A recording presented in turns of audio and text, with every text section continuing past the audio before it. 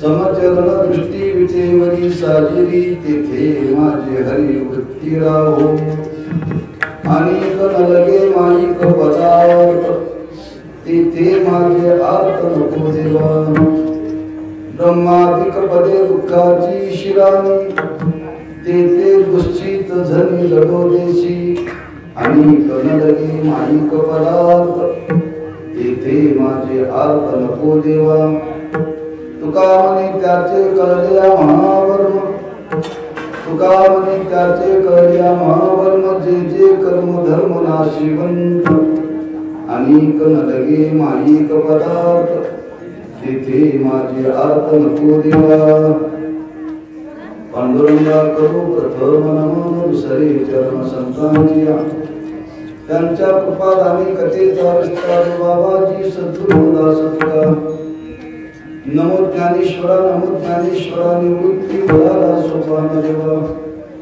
नमो मुक्ताबाई त्रिभुवन पावनी अद्यत्रे जननी देवाची नमो सद्गुरु तुकया ज्ञान दीपा नमो सद्गुरु सच्चिदानंद रूपा नमो सद्गुरु भक्त कल्याण मूर्ती नमो सद्गुरु भास्करा कीर्ती ज्ञान गोदावरीच्या तीरी स्नान केले पांचाळेश्वरी ज्ञानदेवाचे अंतरी दत्तात्रय योगिया समचरण दृष्टी वितेवरी साजिरी तेथे माझे हरी वृत्ती राहो अनेक नलगे माईक पदार्थ तेथे माझे अर्थ नको देवा शिवीकर्ता निवडलेला अभंग श्रीमंत जगद्गुरु श्री तुकोबारांच्या अभंग गाथेतील पहिल्या क्रमांकाचा आहे सर्वांच्या परिचयाचा आहे भगवंताच्या स्वरूपाचं वर्णन करून त्या भगवंताच्या ठिकाणी आपल्या अंतःकरणातला भाव प्रकट करतात की हे हरी तुझ्या त्या स्वरूपाच्या ठिकाणी माझी वृत्ती स्थिर राहू दे असा एक परमार्थाच्या दृष्टीने उत्कट भाव तुकोबांनी अभंगातून देवाच्या समोर प्रकट केलेला आहे प्रतिवर्षाप्रमाणे संपन्न होणारा नामोत्सव ग्रामस्थ भाविक भक्त भगवान श्री दत्तात्रय जयंतीच्या निमित्ताने त्या सप्ताहातील हा पहिला दिवस, पहिल्या दिवसाची सेवा आपल्या वाट्याला आलेली आहे. त्यामध्ये काही चिंतन करण्याचा प्रयत्न करू. आज या उत्सवाला 50 वर्ष पूर्ण होत आहेत. सुवर्ण महोत्सवाचा कालावधी आहे. 50 वर्षापासून अविरत हा उत्सव या गावकऱ्यांनी चालवलेला आहे. त्या चालवण्याकरता 50 वर्षामध्ये अनेकांचं योगदान आहे. विसरता कामा नये. कोणाचं सेवेच्या रूपाने असेल, कोणाच्या अन्नदानाच्या रूपाने असेल, कोणाचं द्रव्यदानाच्या रूपाने असेल, कोणाचं ज्ञानदानाच्या रूपाने असेल, पण अनेकांचं योगदान 50 वर्षामध्ये आहे. ज्यांचं योगदान आहे, भल्याने याच्याकरता आपला आयुष्याचा खर्च केला, त्यांचं कुठंतरी आपण चित्तामध्ये जाणीव ठेवून हे पुढं कार्य चालवायचं. काय होतं, काही हातामध्ये सत्ता आली की माणसं मागच्या लोकांना विसरतात. गुरुवर्य साखरे महाराज एक गोष्ट सांगत असतात. एक मुलगा आपल्या बापाबरोबर सर्कस पाहायला गेला. गर्दी तोबार होती. एवढी गर्दी होती. त्या गर्दीमध्ये त्या मुलाला जाणं शक्य नाही, पण सर्कस पाहण्यासारखी होती. बापाने त्या मुलाला खांद्यावरती घेतलं आणि खांद्यावरती घेतल्यानंतर त्या मुलाने सर्कस पाहिली. पाहून आल्यानंतर तो गल्लीतल्या सर्वांना सांगतो, मी सर्कस पाहिली बरं का, मी सर्कस पाहिली. लोक म्हणजे शक्य आहे का एवढ्या गर्दीमध्ये पाहणं? पण तो सगळ्यांना सांगत होता, मी पाहिली, पण बापाच्या खांद्यावरती बसून पाहिली हे मात्र सांगितलं नाही. बापाच्या खांद्यावरती बसलो म्हणून मला पाहायला मिळाली. वाढ वडिलांनी अनेकांनी योगदान दिले म्हणून आज आपल्या हातात आले याची जाणीव असते. दुसरा विचार आहे, या उत्सवाच्या माग 50 वर्षाचा कालावधी गेलेला आहे. शास्त्र सांगतं शहावलोकन करा. वाटचाल करत असताना 50 वर्षामध्ये आपल्या जीवनामध्ये काय काय घडामोडी झाल्या हे वरून मागं पाहावं. तुकोबारांनी फार सुंदर हा विचार मांडलाय. तुकोबारांनी म्हणतात, माझ्या जीवनामध्ये मी मागं वळून पाहिलं कव चूक वाटे झाली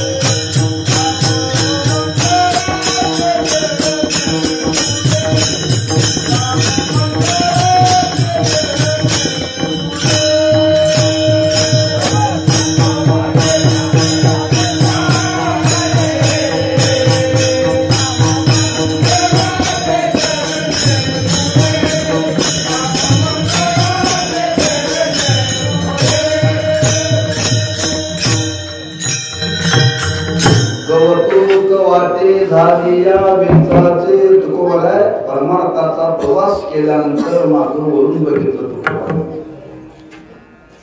आणि मागची अवस्था आणि आता परमार्थामध्ये प्राप्त झालेली अवस्था मागं बघितल्यानंतर तुकोबाला त्यांनाच कौतुक वाटायला लागलं.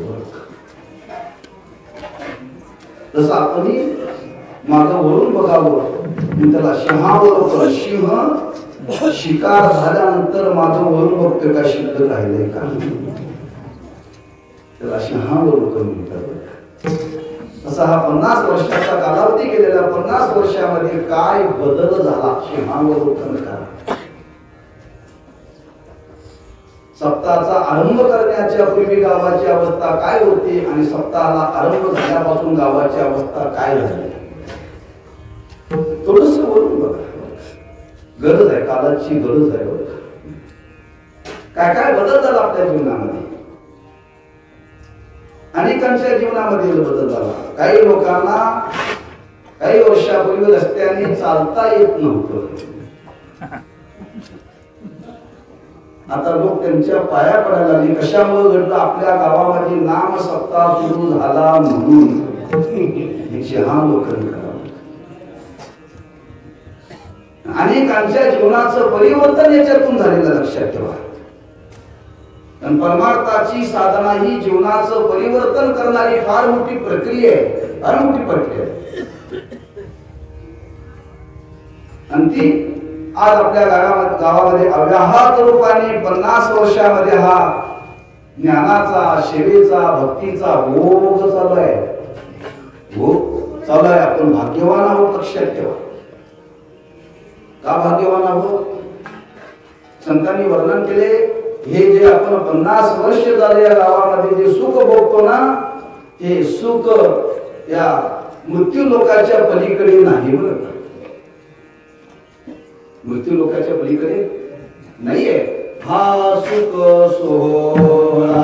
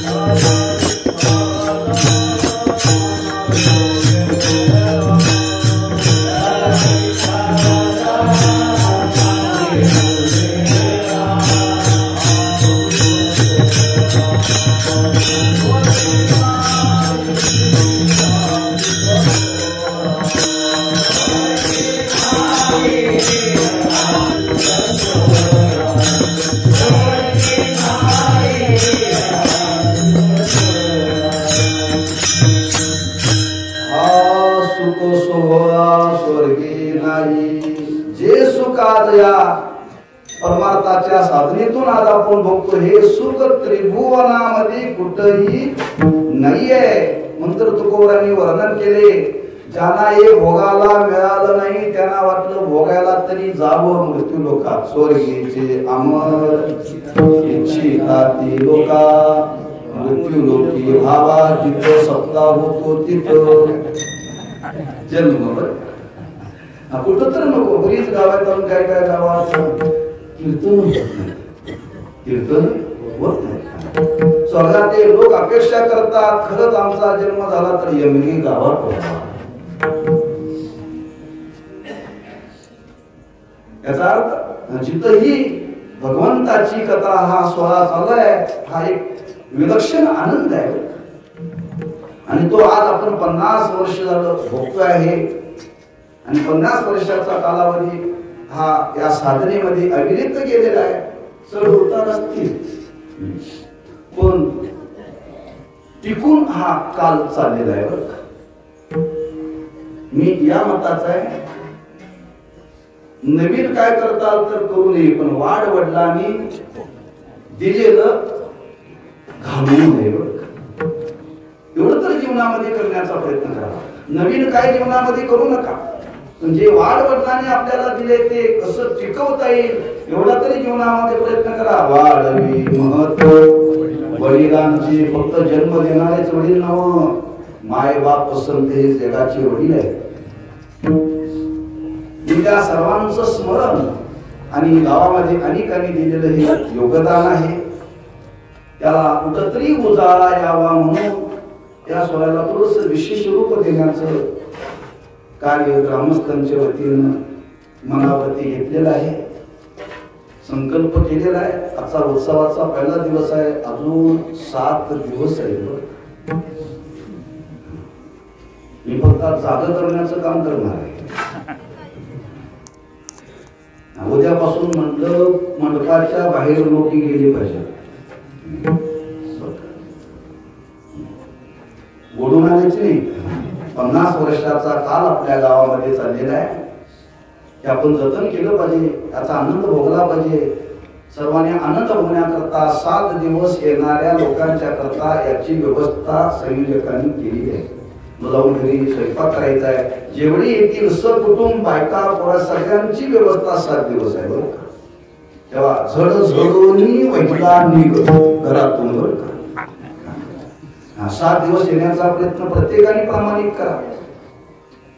मग या निमित्ताने नेमकं काय करावं, अनेक संकल्प त्याच्यामध्ये आहे. आज लोकांची धारणा आहे उत्सव मोठा करायचा. उत्सव मोठा करायचा म्हणजे काय, मोठ्यांना अन्न म्हणजे उत्सव मोठा. मोठे कोण, हा मोठा प्रश्न आहे. जे पाकिट मोठं घेतात ते मोठे, हे आपल्या स्वतःचं ध्येय नाही. बरं आपल्या संप्रदायामध्ये काही परंपरा आहे.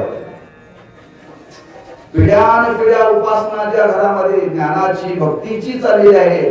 अशी अखंड अनेक पिढ्यानपिढ्या 4 वर्ष 6 वर्ष 7 वर्ष अशा परंपरेतले महापुरुष आपल्या गावाला यावे, त्यांची पाय लागावे. ही मोठी वर्क. पण आज लोकांची धारणा वेगळी झाली आहे. म्हणून आपण तुकोबांचे वंशज, नामदेवांचे वंशज, भास्कर महाराजांचे वंशज, साखरे महाराजांचे वंशज या मंडळींनी प्रश्न केला म्हणजे महाराज कोणाला आणायचं काय नाही, ज्या घराण्यामध्ये परंपरा परमार्थाची अव्याहत चालू आहे अशा लोकांना आपण या उत्सवाच्या निमित्ताने आणावं, त्यांचं दर्शन आपल्याला व्हावं, त्यांचे पाय आपल्या गावाला लागावे. तेव्हा असा हा 50 वर्षाचा कालावधी या उत्सवाचा आपण खर्च केलेला आहे. अनेकांचं याच्याकरता योगदान आहे. किंवा दुसरी गोष्ट अशी आहे, आज बरीच माणसं कार्य करण्याकरता धन देण्याकरता प्रवृत्त आहे, पण तन द्यायला कोणी तयार नाही. तन द्यायला कोणी तयार नाही. काय जबाबदारी असेल की आमच्यावरती 1 दिवसाचा खर्च आमच्याकडे झाला, आम्ही द्यायला तयार. फक्त आम्हाला बोलू नका, आम्ही म्हणतो काही देऊ नका, पण तुम्ही या. धन देणारे पुष्कळ आहेत. माणसांच्या मनावरती कुठेतरी चांगले विचार बिंबले पाहिजे. धन मिळवता येईल, पण आलेलं धन चांगल्या रीतीनं कसं ते खर्च करावं याच्याकरता त्याच्या मागे विचार शुद्ध पाहिजे. आणि तो विचार जर आपल्या जीवनामध्ये जर मिळवायचा असेल तर याच ठिकाणी तो मिळेल. 2 गोष्टी जीवनामध्ये जर आपल्या जीवनामध्ये चांगल्या राहाव्या असं वाटत असेल तर त्याच्यामध्ये अध्यात्म विचार चांगला पाहिजे. एक संपत्ती टिकण्याकरता आणि संतती संस्था संपन्न होण्याकरता त्याला सद विचाराची गरज आहे. आणि ते सद विचार आपल्याला ग्रहण करायचे. अनेकांच्या मुखातून संतांचंच वाङ्मय आहे, तेव्हा अनेकांनी याच्यामध्ये सहभागी होण्याचा प्रयत्न करावा, आनंद भोगावा. निर्माण त्यांनी केलेलं आहे, फक्त आपण ते भोगायचं आहे आणि ते आपल्याला जीवनामध्ये जतन करायचं आहे. तेव्हा हा सुवर्ण महोत्सवी काल आणि त्या काळातला हा आरंभाचा दिवस आपल्या वाट्याला आलेला आहे. आपण भाग्यवान आहोत का सुवर्ण उत्सवानंतर दुसरा एक उत्सव होतो, त्याला 75 वर्ष झाल्यानंतर काय म्हणतात? अमृत महोत्सव. ज्यांचं 60 वय झाले ते राहतील म्हणतात पुढं 75वीला. आपले ते हरिभक्त मारुती पाटील राहिले ते 8 दिवसापूर्वी गेलो. 16 करून जायला पाहिजे होतं. 50वा वर्ष आपल्या गावातला 16 होते करून जायला पाहिजे होतं. आपल्या हातात आहे 7 दिवसाच्या आधी गेले हो जाईल असं बोलायला वाटलं. तेव्हा आपण 75वीला राहणार नाही, तेव्हा 50वीचा 16 तरी साजरा करावा याच्या करता झडझडवणी. शताब्दी तर लांब आहे लक्षात ठेवा. शताब्दी लांब आहे. तेव्हा हा सुवर्ण महोत्सवाचा आनंद आपल्याला बघायचा. तेव्हा सर्वांनी वेळात वेळ काढून हा आनंद सेवन करण्याचा प्रामाणिक प्रयत्न करा. प्रत्येकाने मनापासून या. कुठलाही संकोच ठेवू नका. आम्ही काही दिलं नाही कसं जावं काही मनात ठेवू नका. पण तसा इथं संबंध नाहीये. यारे यारे लहान तो याची भरती नारी करावा विचार नवी चिंता कोणाशी. ज्याही पहिला विचारांचा हा आषाढीला पंढरपूरमध्ये झाला बरं. म्हणजे आधी करायचे अनुभवती म्हणजे महाराज या वर्षी उत्सवाला 50 वर्ष पूर्ण होतात. मी पहिला मुद्दा मांडला 50 वर्षामध्ये कमीत कमी वाचिक 50 बसावे एवढी इच्छा आहे माझी. ज्ञानेश्वरी वाचण्याकरता 50 माणसं बसावी. पाहिलं किती होती?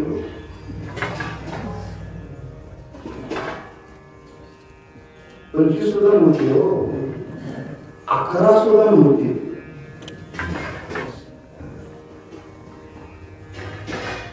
उत्सव करायचा म्हणजे काय? नुसता पैशाची उधळपट्टी करणं म्हणजे उत्सव नव्हे. लक्षात ठेवा. त्यात सर्वांनी सहभागी होणं हा फार महत्वाचा विचार आहे. फार महत्वाचा विचार.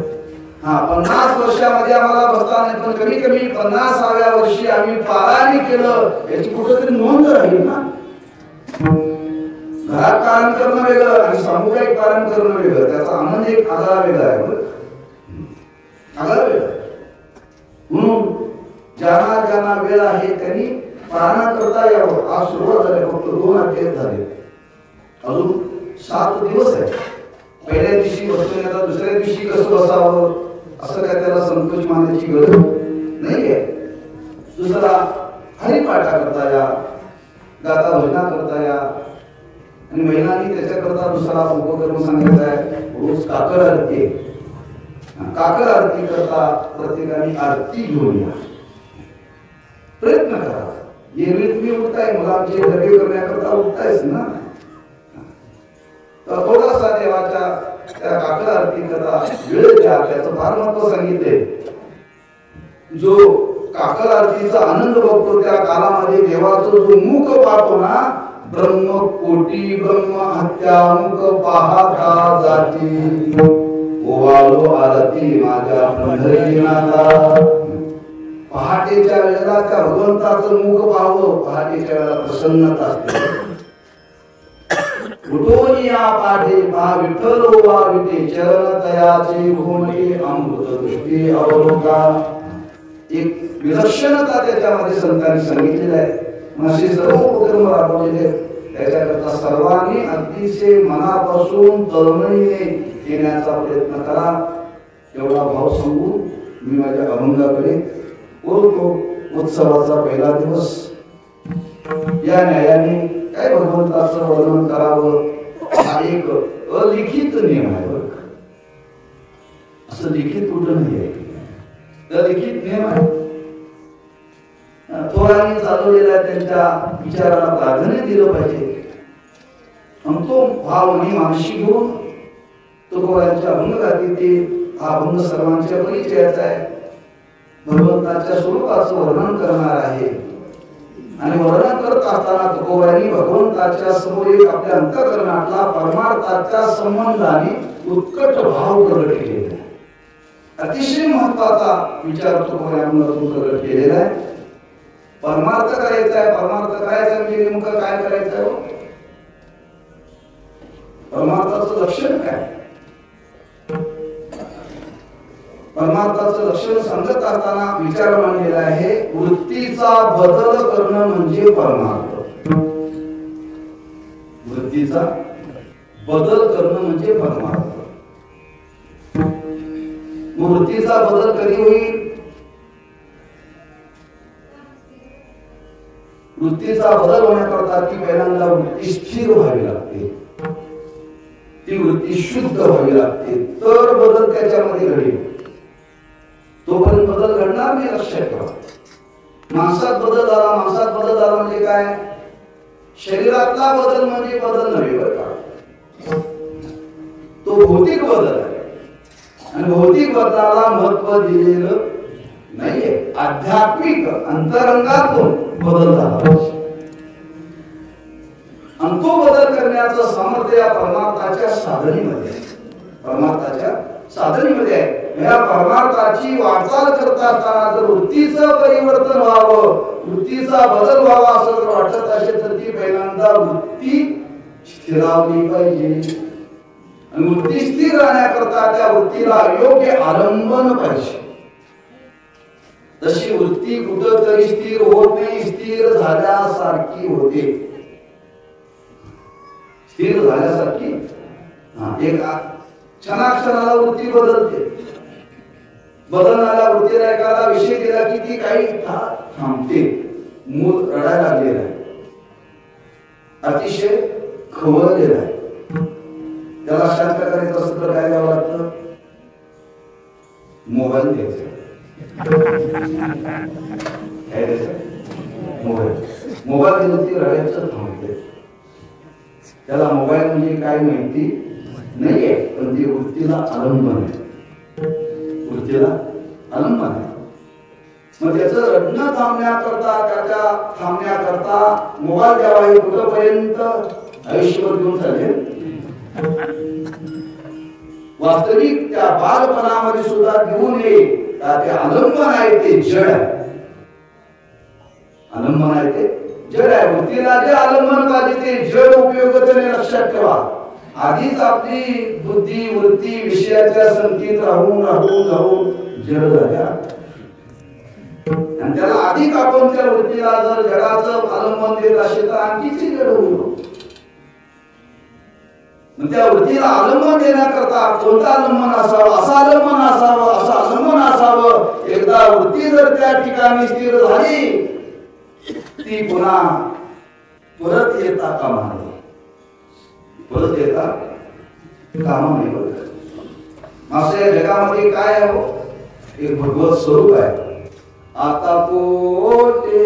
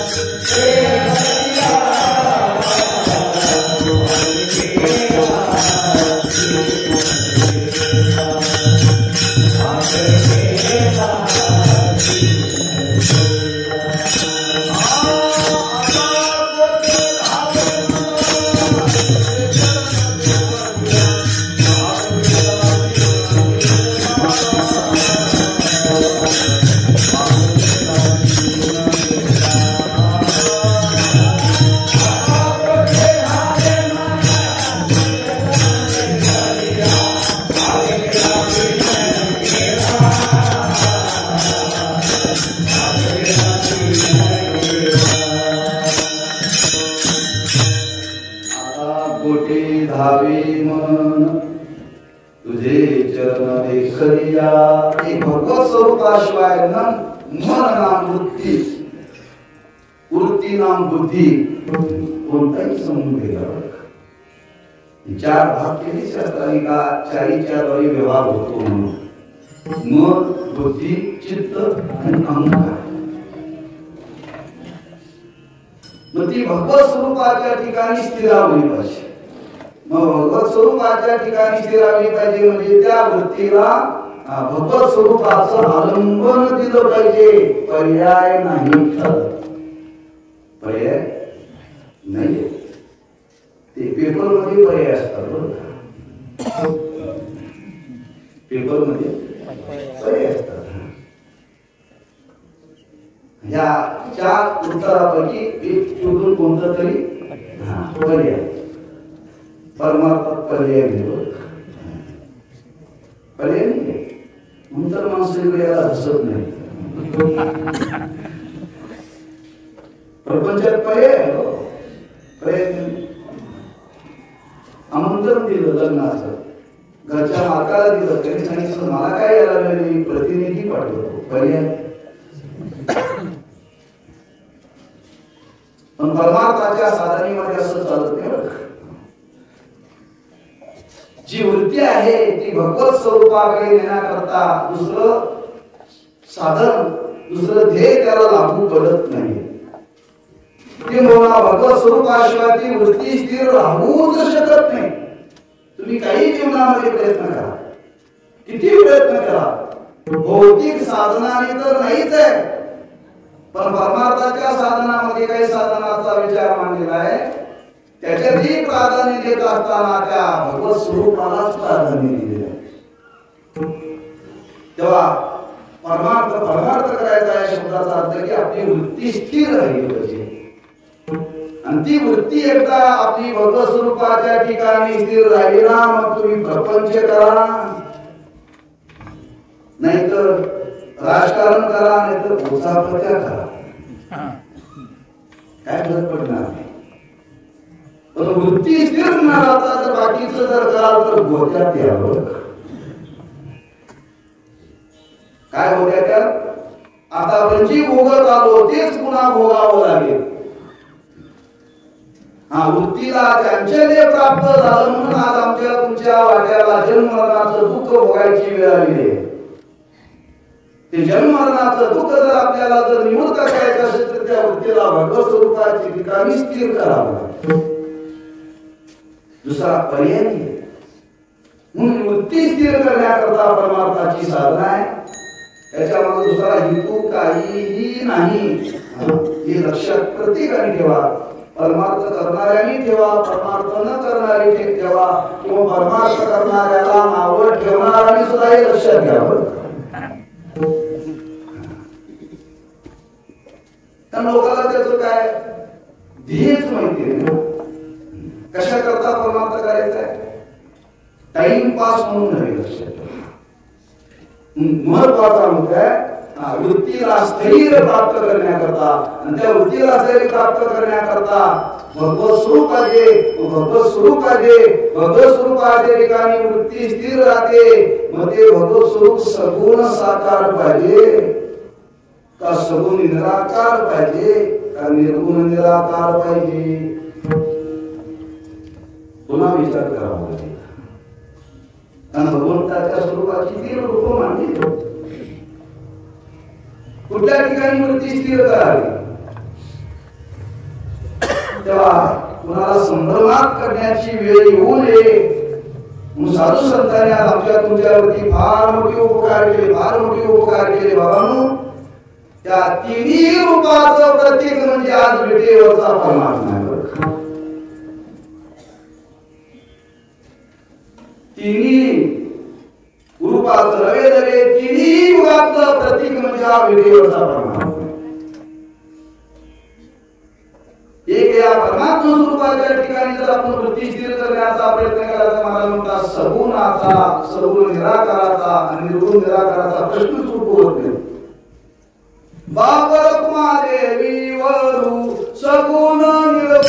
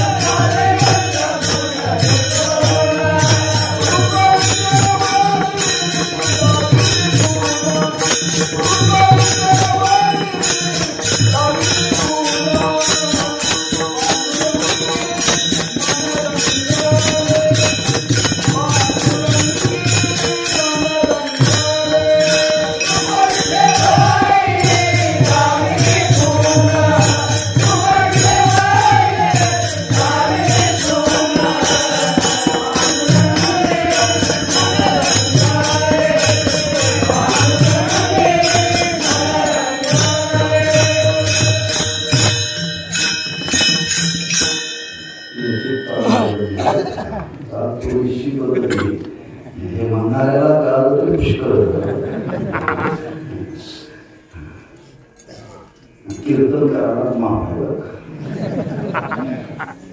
का कीर्तन करायला येतात त्या बोलण्याच्या ओघात येतात त्याला महाभारत कीर्तन म्हणणारे लक्षात ठेवा आणि पूर्वक लक्षात ठेवायची सुरुवात केली अंतर्यामध्ये बदल झाला विचार बदल झाला बाप रखुमा देवी वरु चुकलेलं करून करावं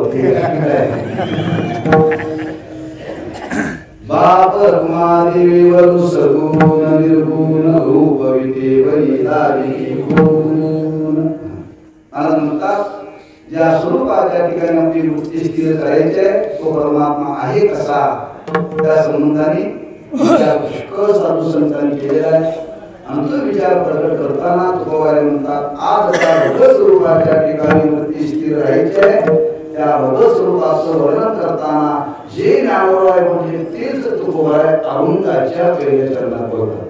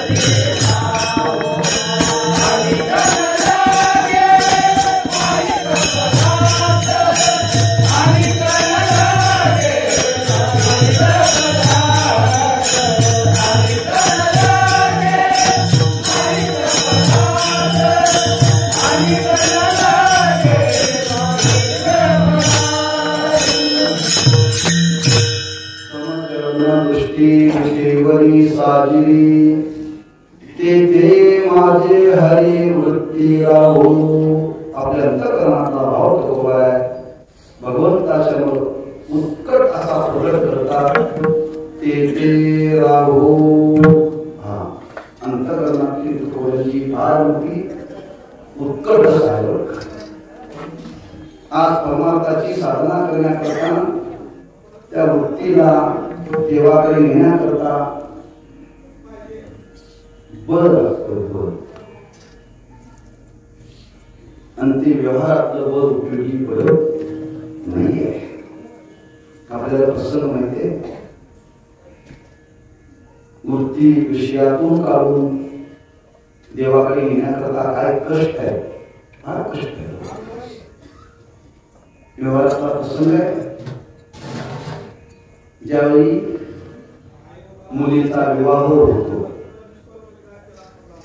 एक संस्कार आहे विवाह नावाचा, करार नाही. आणि तो भारतीय संस्कृतीमध्ये फार महत्वाचा मानलेला आहे. तेव्हा एका पळातून वृत्ती काढून दुसऱ्या पळामध्ये ती स्थापित करायला लागते. माय बापाचं कुल त्या कुलाचा त्याग करावा लागतो. आणि त्या करून त्या वराच्या सासरी जाण्याकरता वृत्तीला तिकडे न्यावं लागतं. काय घडतं तुकोबांनी त्याचं वर्णन केले. कन्या सासराशी मागे परतोनी पाय, तैसे झाले माझ्या मना. काय वाटतं तुकोबांनी प्रकट केलं. फार प्रपंचाचं दर्शन संतांनी समाजाच्या समोर समाजाचं परिवर्तन करण्याकरता प्रकट केलं. ती मुलगी नांदायला जाताना काय तिच्या वृत्तीची अंतःकरणाची अवस्था आहे हे आताच्या परिस्थितीला राहिलेलं नाही. दिवसेंदिवस आपल्या या लौकिक जीवनामध्ये प्रदूषण वाढत चाललेलं आहे. थांबवून फार अवघड आहे. थांबवून फार अवघड आहे. कोणाचा कोणावरती धाक राहिलेला नाही. मायबापाचा मुलावरती राहिला नाही, मुलांचा बापावरती राहिला नाही, पुरुषाचा पत्नीवरती राहिला नाही, पत्नी पुरुषाला मानायला तयार नाही. काला एकच नाही बरोबर. पण दर्शन करण्याची गरज आहे. ती मुलगी नांदायला जात असताना वास्तविक माय बापाच्या घरापेक्षा तिथं अधिक तिला भोगायला मिळणार आहे. पण ती वृत्ती काढण्याकरता तिला किती कष्ट आहे. जी एका पळातून वृत्ती काढून दुसऱ्या पळात येण्याकरता व्यवहारामध्ये तरी एवढी कष्ट आहे.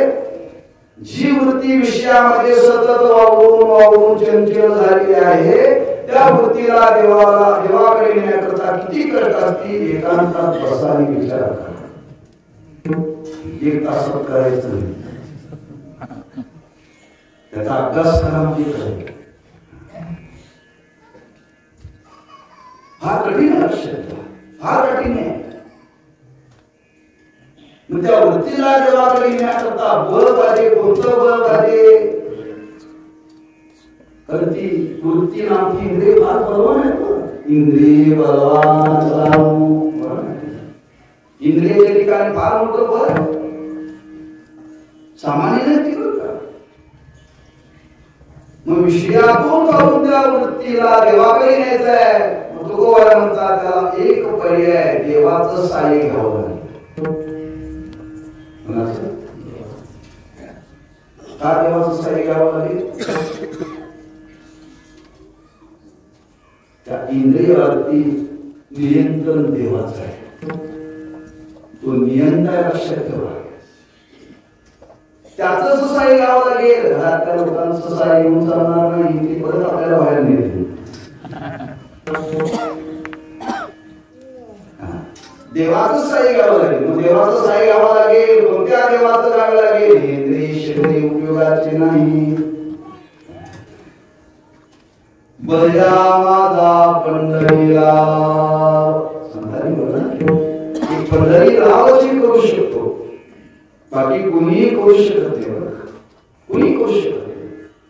महाराज म्हणतात काय करा? त्याला साध द्या. साध द्या म्हणजे हाक द्या.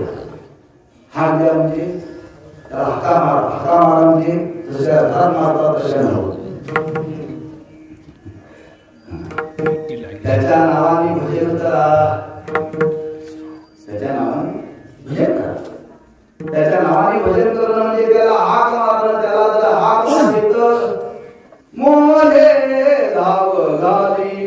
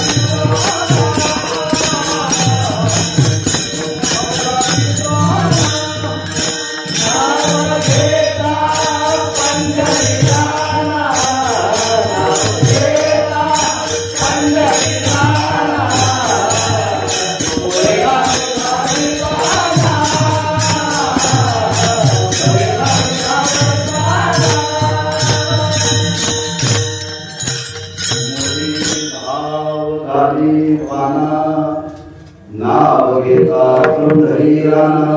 हाक मारा. कार्य काय आहे त्या संबंधाने त्या नावाने हाक मारलं पाहिजे. भगवंताची नाव अनंत आहे. का नाव पडली त्या संबंधाने ती नावं देवाला पडली. ती नावं देवाला प्राप्त झाली. अशी काय वगैरे वाटून नावं ठेवलेली नाही देवाची. काय ठरवली काय वगैरे वाटून ठेवली नावं. एक कृष्ण आहे, एक राम आहे. पण काही नावं त्याच्या कार्यावरून त्या देवाला नावं पडली. बघ कार्यावरून. आता आपल्याला कार्य काय आपलं, आपली जी वृत्ती प्रपंचामध्ये त्या वृत्तीचं हरण करून ती वृत्ती त्या देवाकडे न्यायची. आता वृत्तीचं हरण करणारा कोण, जो वृत्तीचं हरण करतो त्याला म्हणतात हरी. जो वृत्तीचं हरण करतो त्याला म्हणतात हरी. म्हणून तो परमेश्वर आपला ते माझे हरी वृत्ती लावो. तो वृत्तीचं हरण करणार आहे. कोणाच्या वृत्तीचं हरण करतो, कोणाच्या तरी नाही. जे या मार्गावरती आलेले आहेत, धावा करतायत, त्यांच्या अंतःकरणामध्ये अशी उत्कट भावना निर्माण झाली आहे, त्यांच्या वृत्तीचं तो हरण करतो. सर्वांच्याच वृत्तीचं हरण करत नाही तो. आणि सर्वांच्या वृत्तीचं जर सहज धारण केलं असतं तर हा भाव प्रकट करण्याची वेळ तो वर्ण कशाला असते. तो सरासरी तसं करत नाही, लक्षात ठेवा. मग त्याच्या नावाचा धावा करायचा, त्याच्या नावाने हाक मारायची, म्हणजेच त्याची भक्ती करायची, त्याची भक्ती करायची. आणि ती भक्ती जर आपण त्याची केली तर त्या भक्तीतून आपल्याला त्या भगवंताच्या स्वरूपापर्यंत वृत्तीला नेता येतं. म्हणून तुकोबा म्हणतात, आपली वृत्ती जर देवाकडे न्यायची असेल तर त्या भगवत स्वरूपाकडे येण्याकरता त्या भगवत स्वरूपाचं वर्णन तुकोबांना करावं. जसं माझ्यावरून दृष्टी विटेवरी साधी ते माझे हरी वृत्ती राहू, हे आलंबन आहे आणि स्थिर स्वरूपाचं आलंबन आहे. आज जो परमात्मा विटेवरती उभा आहे ना, अस्थिर आहे. स्थिर आहे म्हणजे आज मूर्तीच्या रूपाने आपण त्याच्याकडे केवळ पाहू नका. मूर्तीच्या रूपाने त्याच्याकडे पाहू नका. मूर्तीच्या रूपाने जर त्याच्याकडे पाहण्याचा प्रयत्न कराल तर तुम्हाला काय विषय होतं? जडत नाही, जडत. मूर्ती पाषाणाची ना. रस्त्याने जाताना सुद्धा महिलाची दगड उभी केली, महिलाची दगड उभी केली. आता ते सरकारने काढले, आता पाट्या लावल्या. त्या पाट्या वाऱ्याने पडून जातात, पण महिलाची दगड कधी पडत नाही. काय रस्त्याचं काम काढलं तरच महिलाची दगड. केवळ पाषाण रूपाने त्या मूर्तीकडे पाहू नका. मग ती मूर्तीला आलंबन देण्याकरता जी भगवंताची मूर्ती उभी आहे त्याच्याकडे पाहत असताना अधिष्ठान रूपाने पहा. आता अधिष्ठान म्हणजे काय? त्या लोकांना सांगायची गरज नाही का? मस्त वारं या गावाला येते. आला शीतल शांतीचा वारा, देवी सुख झाली या शरीरा. अधिष्ठ अधिष्ठ हे पदार्थ आपल्या भागामध्ये सर्वांना त्या संपूर्ण त्रिभुवनाला अधिष्ठान जर कोण असेल तर परमात्मा, परमात्मा. आणि तिथं अतिस्थ रूपाने कोण आहे? ही जगत आहे, ही माया आहे, ती चंचल आहे, ती चंचल. मग त्या भगवंताकडे पाहत असताना केवळ मूर्तीच्या रूपाने कोण नका, संपूर्ण त्रिभुवनात हा अधिष्ठान रूपाने असणारं जे तत्व, ते तत्व आज विटेवरती उभं आहे. अधिष्ठान रूपाने एका अधिष्ठानाच्या स्वरूपाच्या ठिकाणी वृत्ती जर गेली, स्थिर होते म्हणायची गरज नाही, ती तद्रूपच होते. तद्रूपच देव पाहावो, देव पाहावो, मुंज काही उभे राहो. मग त्याला पहा, पाहता पाहता काय वेळ महाराज म्हणते, देव पाहावया शिरो, देवची होनी गेलो. म्हणजे ती वृत्ती एकदा त्या स्वरूपाशी तद्रूप होणं म्हणजे स्थिर राहणं. पण त्याच्याकडे येण्याकरता आपल्याला त्या सगुण रूपातून जावं लागेल. आणि सगुण रूपातून जावं लागेल. पण त्या सगुणाच्या संबंधाने महाराजांना हे सगळं वर्णन करावं लागलं. पण परमार्थाची साधना करता असताना ती साधना पूर्णत्वाकडे गेली पाहिजे, की जेणेकरून त्या पारमार्थिकाच्या अंतःकरणामध्ये शेवटलेली ती अवस्था प्राप्त होताना कुठेही संदेह राहता कामा नये. ज्ञानावरी वर्णन केले, आम्हाला हा देव कळला, आम्हाला देव हा कळला. आणि देव कळल्यामुळे महाराज म्हणतात आमच्या जीवनामध्ये संदेह राहिला नाही. राहिला नाही. देखिला देखिला मारे देवाचा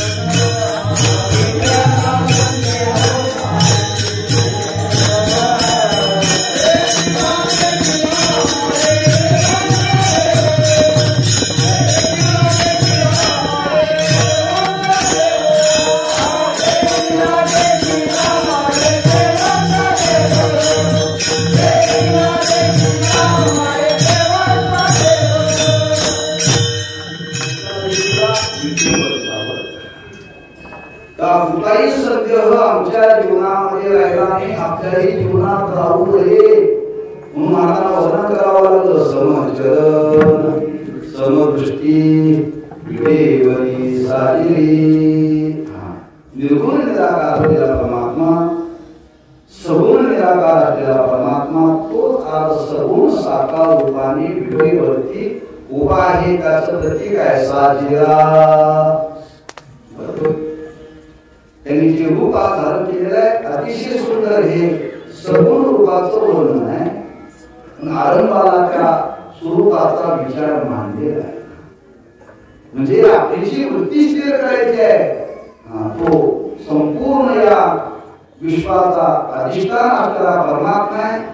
मग त्या परमात्मा स्वरूपाकडे आपल्याला जर जायचं असेल तर महाराज म्हणतात आपल्या वृत्तीला नेण्याकरता, वळण लावण्याकरता आपल्याला सगुणाचं वर्णन करावं लागतं. सगुणाचं वर्णन करावं लागतं. मुलाला शाळेला जाण्याकरता पहिल्यांदा डब्यात काहीतरी खाऊ घालून द्यावा लागतो, वळण लागेपर्यंत. पुढं मोठं झाल्यानंतर डबा द्यावा लागत नाही. माहितीये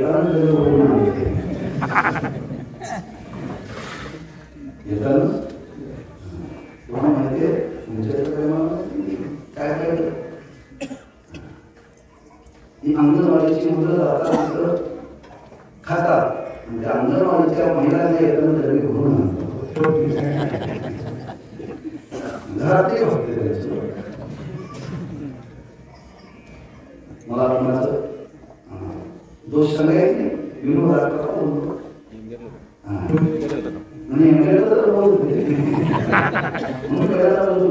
काय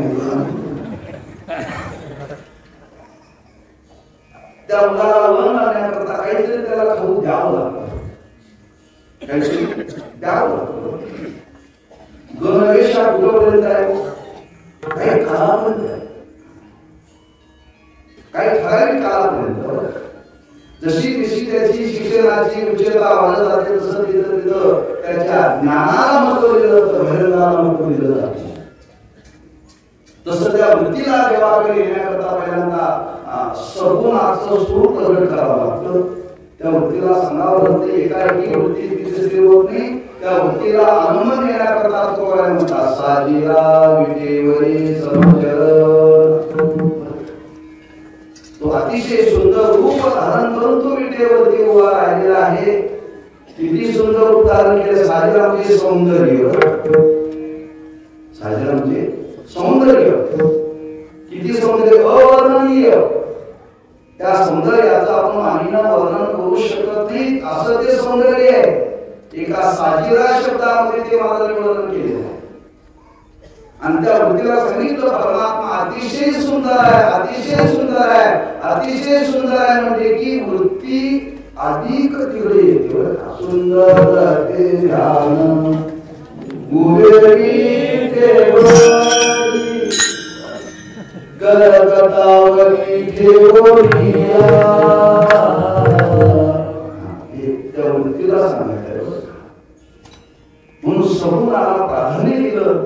आणि एकदा सगुणाची वृत्तीला जर सवय लागली की परिणाम कालांतराने ती वृत्ती निर्गुणाकडे जाते. आणि एकदा निर्गुणाकडे वृत्ती गेली की ती पुन्हा परत माघारी येत नाही.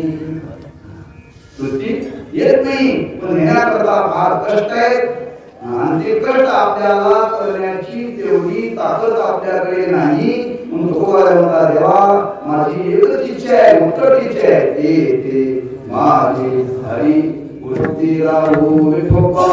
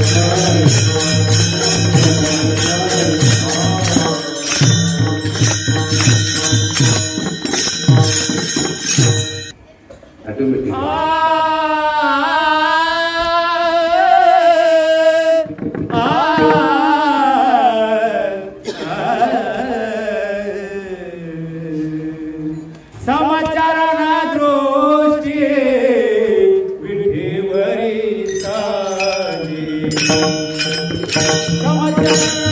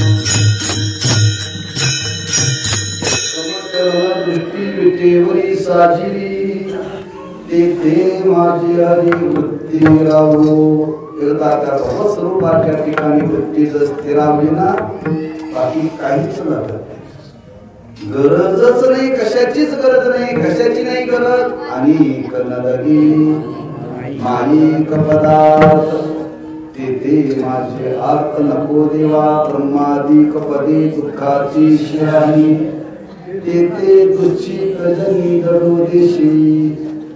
वर्णन करावं लागलं, इह लोकातलं पर लोकातलं वर्णन करावं लागलं. तुकोबांना का वर्णन करावं लागलं? महाराज म्हणतात त्या लोकातले विषय असो वापर लोकातले विषय असो ते माईकच आहे, माईकच आहे. फक्त फरक एवढा आहे, इथच्या पदार्थापेक्षा तिथं पॅकिंग आणि पॉलिश चांगलं आहे. इथल्या देहापेक्षा तिथले देह थोडे दिव्य आहे, म्हणजे पॅकिंग चांगलं आहे. इथल्या देहाला दुर्गंधी आहे, तिथल्या देहाला दुर्गंधी नाही.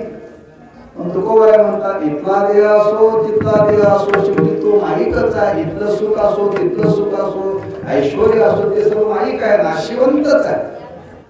आणि ते प्राप्त करण्याकरता जी साधना करायला लागते ती साधना करून जर ते प्राप्त होत असेल तर देवा ते मला नकोच आहे, मला त्याची गरज नाही, मला गरज नाही, याच्या जगाला कोणाला त्याची गरज नाही. एकदा वृत्ती जर भगवंताच्या ठिकाणी जर स्थिरावली तर बाकी कशाची गरजच नाही. बरं एकदा पोटभर आपण जेवलो, जेवल्यानंतर काय लागतं का म्हणून काही लोकांना लागतो बोलून खायला. काय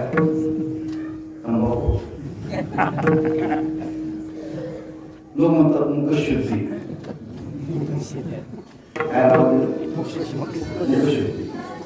अरे तुझं जीवन शुद्ध झालं, आता मुखशुद्धी करण्याकरता तू वेगळा राहिलास का? तुका म्हणी भूक येणे न लगे आणि त्याची येतात ती ढेकर आनंदाचे हरिहर. एकदा परमार्थामध्ये भगवत स्वरूपाच्या ठिकाणी वृत्ती स्थिर झाली ना, इतर गोष्टीची गरज नाहीये. पण सामान्य जीवाची मात्र त्या विषयाकडे धाव आहे.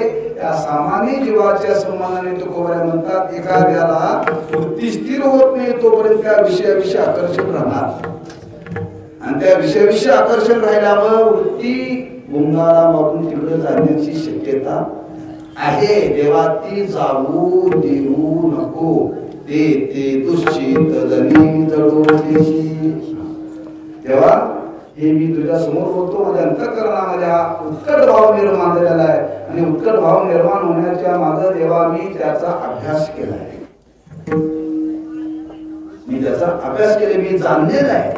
मी जाणून देवा तुझ्या समोर बोलतोय. भोळेपणाने देवा बोलत नाही, बरं भोळेपणाने बोलत नाही. सारासार विचार करून तुकोबा देवाच्या समोर आपल्या अंतःकरणाचा उत्कट भाव प्रकट करतात. आणि देवा हे मला कळालेलं आहे. तुका म्हणे त्याचे करे आम्हा कर्म, जे जे कर्म धर्म नाशिवंत आणि कन लगे मालिक पदार्थ. एक माझे आत्म नको देवा ज्ञानेश्वर नावले.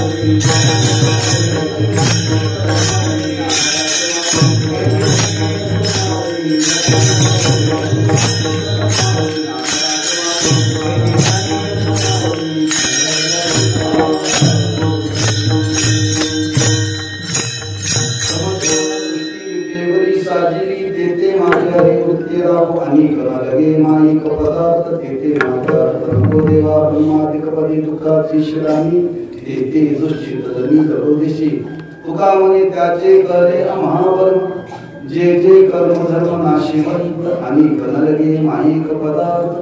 तेथे माझ्या प्रभो देवा. 5 मिनिटं शिल्लक आहे, चाली करताना आरती करता ठेवले. पहिला दिवस आहे आणि पहिला दिवसात खेळाडू दांडी जाता कामा नये, नावात राहिला, नावात राहिला म्हणजे शेवटपर्यंत तो टिकला पाहिजे. तो शेवटपर्यंत टिकवण्याकरता मी वेळेचं भान केलं का आपल्याला दांडी बुडवू द्यायची, नावात राहिली पाहिजे. तेव्हा वेळेची मर्यादा सांभाळून काहीचा विचार सुवर्ण महोत्सवी संबंधाने हा शेवटचा युग आहे. असाच आनंद आपल्या जीवनामध्ये उत्तर उत्तर भोगायला मिळावा आणि त्याच्यामध्ये सर्वांनी सक्रिय व्हावं. अगदी तनाने मनाने धनाने झालं तर फार चांगलं कार्य झालं तरी चालेल, तशी व्यवस्था झालेली आहे. पण तनाने मनाने तरी सहभागी होण्याचा प्रयत्न करा आणि अधिक आनंद हा 7 दिवसामध्ये आपण देण्याचा प्रयत्न करा. उद्याचं कीर्तन आहे श्री गुरु यशोधन महाराज साखरे महाराजांच्या परंपरेची, साखरे महाराजांची 350 वर्षापासूनची परंपरा, फार मोठी आपल्या संप्रदायाची परंपरा आहे. आणि त्या परंपरेतले वंशीज आपले ते येत आहेत. तेव्हा सर्वांनी उद्याच्या दर्शनाचा कीर्तनाचा लाभ असा 7 दिवस घ्यावा ही सर्वांना विनंती आहे. झालेली सेवा भगवंताच्या दत्तात्रयाच्या चरणी समर्पित करून शिवेला पायाच्या प्रसादी काही बोलिलो विनोदे न क्षमा करणे संती नव्यांग हृदयुक्ते मोहेला उपदेश तुमचे बडबडी शेष तुमच्या कृपेचे कोसळे जन्मोजन्मी